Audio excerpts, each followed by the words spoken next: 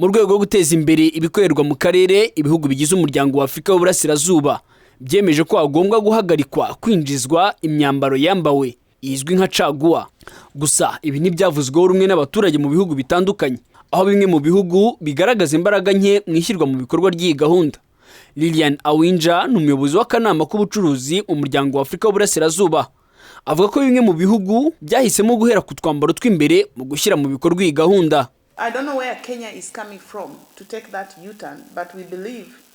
Sinzi aho Kenya ihagaze, gusa twizera ko dushobora gukomeza ishyirwa mu bikorwa ry'iyi gahunda.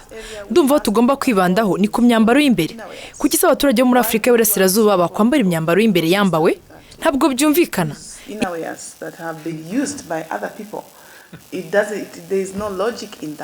Icyambere ni ugukangurira ibihugu byo mu karere gushora imari mu gisata cy'ipamba n'imyenda, ndetse no gusaba ko imyambaro y'imbere yose yakorerwa mu karere kandi kwinjira yose igomba kuba mishya itarakoreshejwe.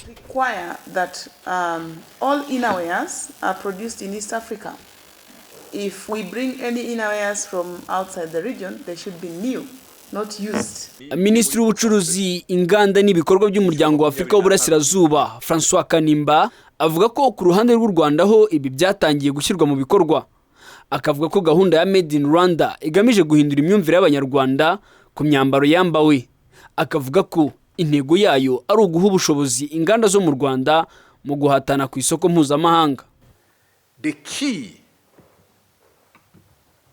program of Made in Rwanda is about how intego ya Made in Rwanda ni uguha inganda zacu ubushobozi bwo guhatana ku isoko n'izindi nganda zo mu karere cyangwa se ibikoresho biturutse hanze kure mu bihugu byateye imbere.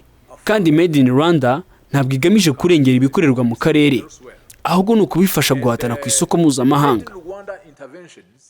Focus is how do we support local industries to become competitive. U Rwanda rukaba rwiteguye kwakira inama yiga ku nganda izahuza ibihugu bigize akarere ka Afurika y'Uburasirazuba, aho bazaganira ku buryo ibikorerwa mu karere byazamurwa bigatera imbere.